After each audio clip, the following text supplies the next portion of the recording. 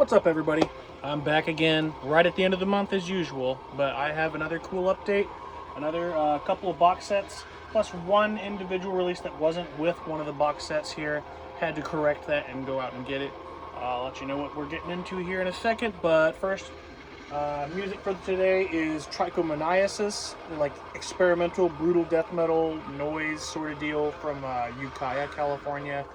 Halfway between fucking Oakland and like Eureka. Yeah, pretty fucking gnarly shit. Saw these guys, I think like a month or two ago in LA. It was pretty fucking rad. Yeah, just wanted to shout them out. Their music links and their social media will be in the description below, like always. So yeah, go show them some love if you like brutal death metal or noise. Got us a tall, pretty one today, y'all. Go ahead and just get the cheers over with here, y'all. Got a little space dust.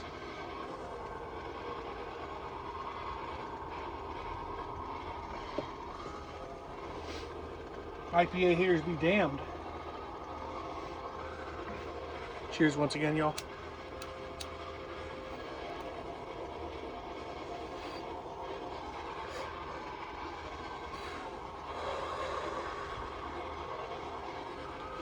Very nice. All right. Just a little. And let's get into it, guys. First thing we're going to talk about today, first box set. Kind of a cheap one, kind of a dumb one. I've liked these movies for a long time, though. I've only really liked the first one for a long time. I saw that a long time ago on the internet. Might still be up on YouTube or whatever. I'm going to turn this down just a little more. Anyways, it's a Full Moon trilogy. It's the Witch House trilogy. And these movies were made in, I believe, 1999. Here, let me see. I think it says on the packaging in here. And we can just take a look at everything, too, like we've been doing for every other box set. So I guess I'll just show the box first, then we'll get to the DVDs. You guys get a good look at that artwork, which I think is pretty fucking gnarly in terms of box set artwork. Like, yeah, it's a little cheap, and I don't know. I think that's awesome, though. There's all the separate artworks on the side there.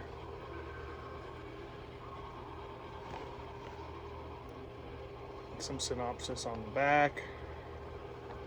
Nothing really crazy on top or the bottom. It's just the same old shit. Cool.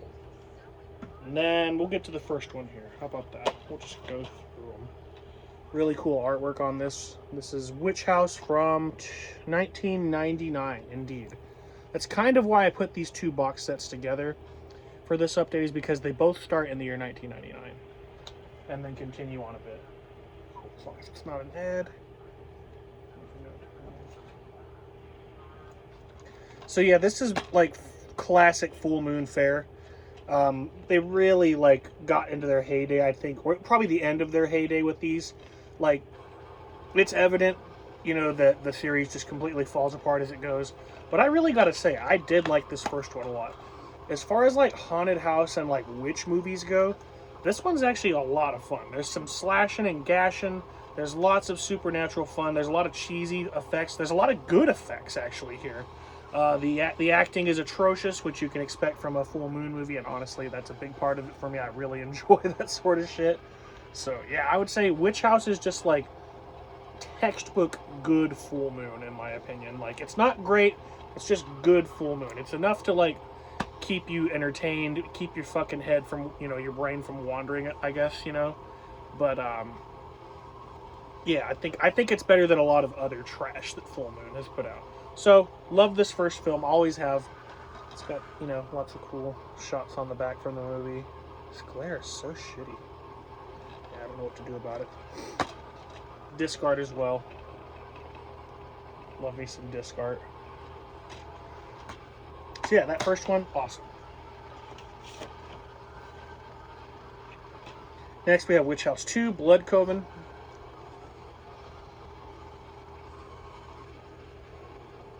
Cool artwork as well, maybe a little more bland. Back of this shit looks like some Halloween Town 2. The dude with the sword, I don't know. And then same right on the disc as well. So this part 2 here, definitely a step down from the first one. It opens pretty strong and super cheesy, and I actually really enjoy the premise of this one too, and that it stays at the witch house itself. It's just like it kind of falls off, you know, towards the end. I feel like the first one never really falls off. It keeps a pretty good pace. This one kind of jumps the shark in my opinion. Like, it's just like, oh shit, what the hell? You're really caught off guard by some of the choices made with the plot here. In my opinion, it's just a mad step down plot wise. You know, really everything else, the effects are really fun. The witches look really cool in this one. Yeah, it's definitely like not as bad as the third. The third is another big step down in my opinion. So I really did enjoy Blood Coven. Happy to own that one. I'm happy to own them all, even the bad one. The third one, you know, Witch House 3 Demon Fire. This is really, really bad. This reminds me of like the production value of, say, something like Serial Slayer from like 2005. I think that came out, maybe even earlier. It's not in the witch house. It's in this normal looking house. The setting is really bad. It's just there is like a witch scene, you know, here and there, and they look cool, but it's such a massive step down. There's almost no plot to this.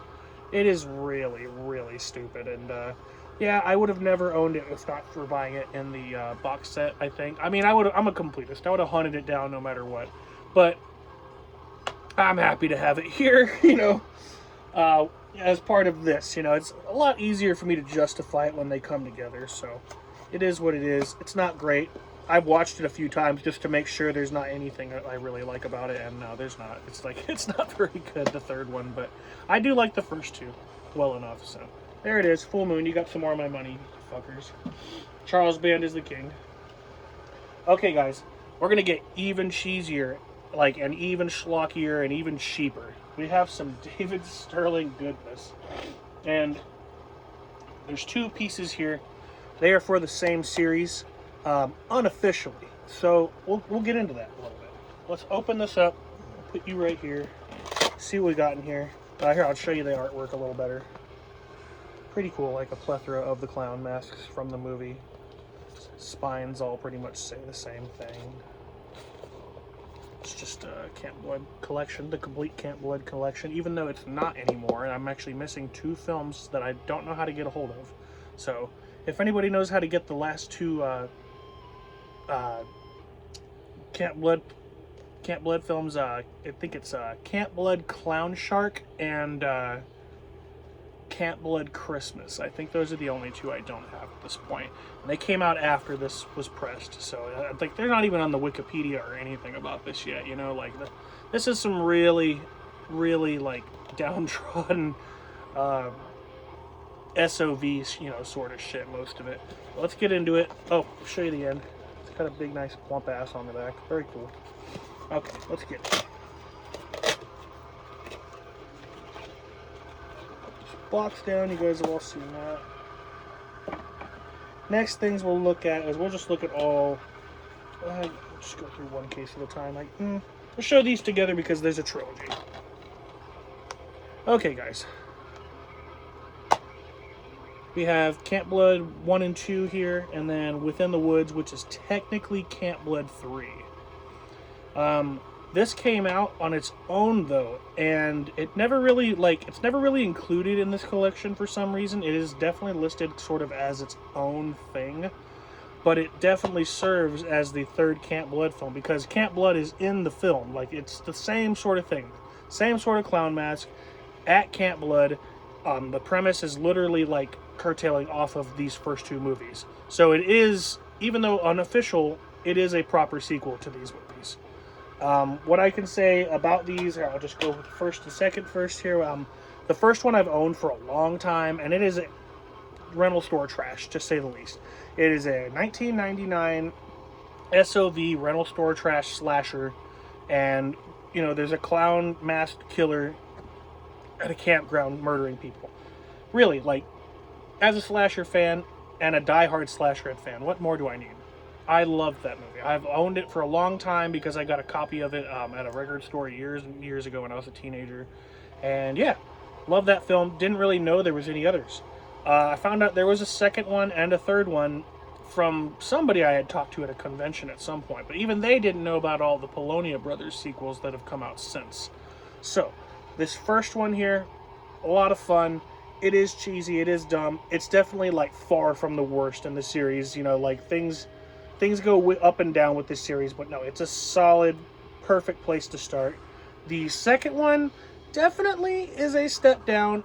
I would say the production value isn't, but just the quality of the plot and the execution of everything is just a little less ambitious, I guess you could say. They really just cobbled it together because it seems like they shot it right at the end of the first one and they were just like, yeah, fuck it, let's just make another one real quick, you know, just to, you know, have a sequel, blah blah blah, we can get just as much money and not even put money into this one. So yeah, second one, not huge fan of. It is fun. I think it's better than some of these other sequels. Within the Woods also, even though it doesn't really like do anything with the other characters from the first two movies, I feel like it's the most faithful to the formula as far as these first two movies go. It really feels like one of those movies still. It doesn't have that change of like production quality that's going to come, you know, with the further films after this. So for that reason, I really enjoy this one. It reminds me more of like early 2000s like slashers like The Butcher or Midnight Movie, stuff like that. It's definitely just like more on the cheesy, cheap side. Nothing really fancy. Not quite like straight SOV, but damn, so cheap, you know. So I really enjoy this one, actually. I think it's one of the better sequels, but maybe not my favorite of the sequels. It may be technically the best sequel, but I think it might not be the most entertaining of them all. So here, let's just keep going, guys. There's a big view here of all the artworks as best as we can so you can see them. I know it's mainly just like, you know, a different clown mask for every single one. So we'll start with just going to talk about them, guys, because really it's not like a big box set. It's just one disc. It has all the films on it. I got the synopsis here as well. It's pretty much the same on the back of the box. So Camp Blood 3, it says Camp Blood 3 on here, but truthfully, guys, this came out 10 years before all these other movies. This is Camp Blood 3 in my opinion. However, unofficially it's not. So officially the Polonia Brothers, they picked up and made some sequels with David Sterling eventually, and a few other people joined in. You know, this was a big group effort to get this many fucking films. Even Sean C. Phillips and a bunch of YouTubers and other filmmakers and shit, you know, rear their fucking ugly heads here. So it's a big community effort. Camp Blood 3, which is technically Camp Blood First Kill, definitely a departure from the first three films as we know them. Definitely looking a lot more digital and a lot more cheap in a different way. It feels a lot more modern. Yeah, the aesthetics are just not like the same at all. You can tell that this takes place and was made a long time after these first two films. So go into that, you know, take that as you will. If you don't like newer SOV stupid shit, you might not like these. But I actually had a pretty good time with most of these. First Kill I thought was just okay. I'm just going to like briefly run through them, guys. Camp Blood 4, as it were, here. What is that one? Does that have an actual name as well? Let me see. Camp Blood 4. No, it just says Camp Blood 4. So that's like a two-parter. Part 4 and Part 5 have a lot to do with each other. Part 5 is basically like Silent Night, Deadly Night 2. It just takes like the whole first movie, repeats it, and then, you know, a few things at the end to really wrap it up. So I would say Part 4 is easily better of those two, but that neither of them, Part 4 or 5, are very good in my opinion. So we move to Part 6. I'd like to mention that Part 6 here has some of the most gratuitous fucking nudity I've ever seen in a non-pornographic film. Like, this chick at the beginning is just gung-ho for so fucking long. She has so much screen time completely fucking naked. It's unreal. Like, I wonder what this chick must have made just to be in this fucking film. It's honestly unreal to me. Being said, plotline, a little different. Not necessarily taking place, like, in the sake of, like, Camp Blood, but, like, just taking place there. It has, like, a new, like, satanic cult sort of theme that they're going for with this one. It's alright. It's alright. The plot for me, it just doesn't stick as well. These start to meander quite a bit plot-wise. Camp Blood 7, I think it says It Kills. Camp Blood 7 is what it's called. Kind of a return to form, like taking more place, like for the sake of Camp Blood with that killer.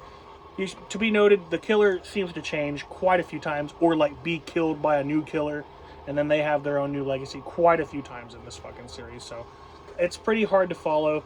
You're not really sure what's going on unless you pay a lot of fucking attention, because these movies are just, they are just plot holed, and like it seems like they're just slapped together, a lot of them.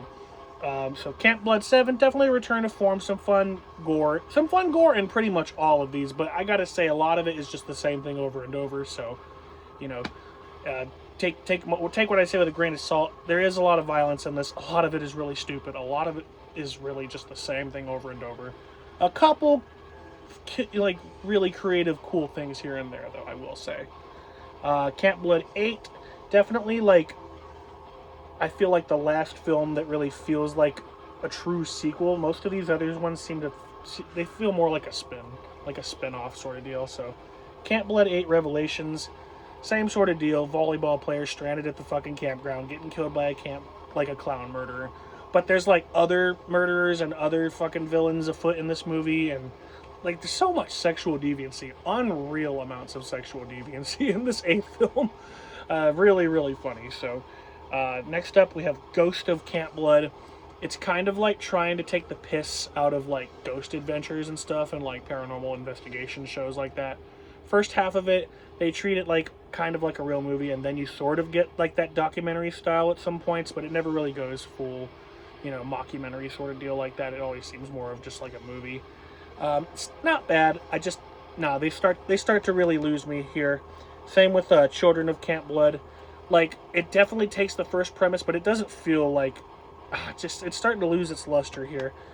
I'm definitely going to own them all and watch them all, so I'll probably come around to these two eventually. This last one here is Camp Blood Kills, and it is literally just a compilation of some of the best, like, funniest scenes and some of the best kills in the movies. Like, all, how many would that be? 10 movies here. 10 flicks, you know, between, well, not including Within the Woods. There's no footage from that here. I think it's honestly probably just from like Camp Blood Kills to Children of Camp Blood that this compilation really pulls from. I don't even think it pulls from the original 2 films. So, you know, there's that as well. So, yeah, lots of fun. I've had a lot of fun watching all these movies over and over and over and over, trying to jam all these movies into the limited amount of time I have. So, yeah, kept it with the 2 box sets. I hope you guys enjoyed it. Like, yeah, really, it's just like cheap SOV sort of style, $19.99 and onward sort of shit. And yeah, with that, that's the update, guys.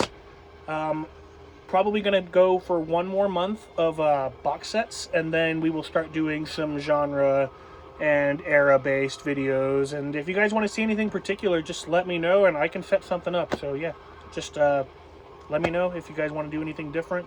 Otherwise, you know, shit's going to pretty much stay the same as it always has. I've got some gigs coming up, so you'll see some live footage coming again from the channel as well. And, yeah, that's about it. Go listen to metal. Go listen to some metal, some extreme music, whatever you want. Go watch some fucking horror films. Be good to your loved ones. Be good to yourself. And, yeah, I guess I will see you guys next time. Dual 666 out. Take care, y'all. Keep on creeping.